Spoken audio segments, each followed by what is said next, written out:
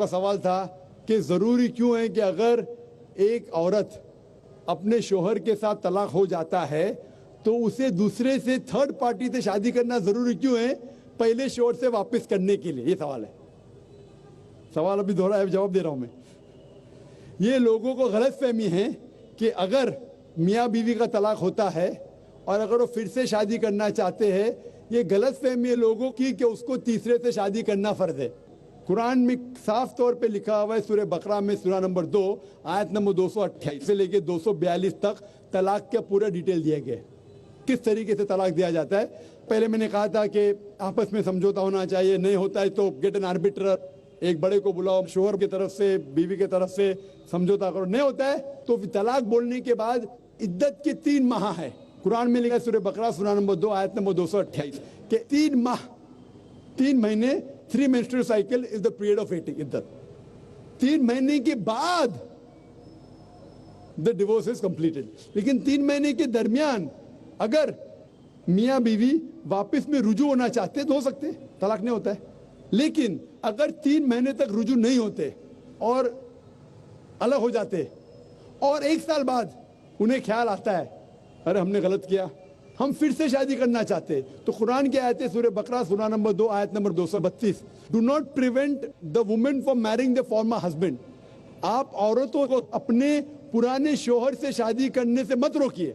तो वो औरत फिर से अपने पहले शोहर से शादी कर सकती है, लेकिन नया निकाह नया मेहर, न्यू मैरिज न्यू मेहर।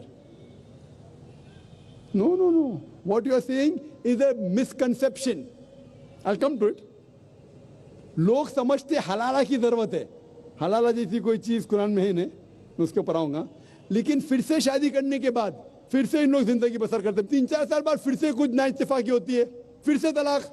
वही तरीके से समझौता करो, बड़े को लेके आओ, तलाक बोलो, 3 माह रुको, फिर जाओ, फिर से 2 साल बाद याद आता है नए वापिस से रहेंगे, फिर से शादी कर सकते, फिर निकाह, फिर मेहर, फिर से झगड़ा होता है।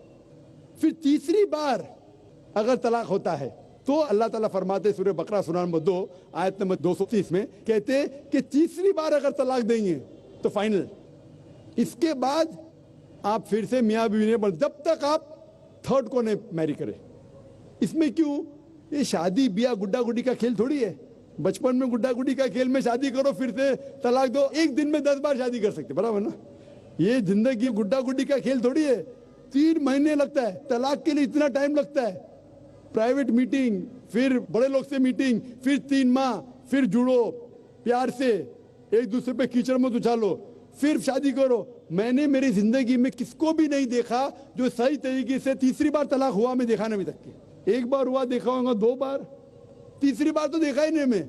ये अगर आप गुड्डा गुड्डी का खेल करते तो फिर 1 बार आपने रिजेक्ट किया, 2 बार रिजेक्ट किया, 3rd बार फाइनल, फिर आप दूसरे से शादी करो। आप प्लान नहीं कर सकते, आप दूसरे से शादी करो और रो। और फिर पता लगा आपको मैं पहले शोहर से नाराज थी, सिर्फ दिन में 6 घंटा देते थे, ये नया शोहर तो 2 घंटा देता है, तो पहला वाला अच्छा। नो, दाल आटे का भाव मालूम पड़ेगा। मेरी माँ मुझसे कहती थी मार्केट जाएंगे तो दाल आटे का भाव, दाल और आटे का भाव, आप समझे ना?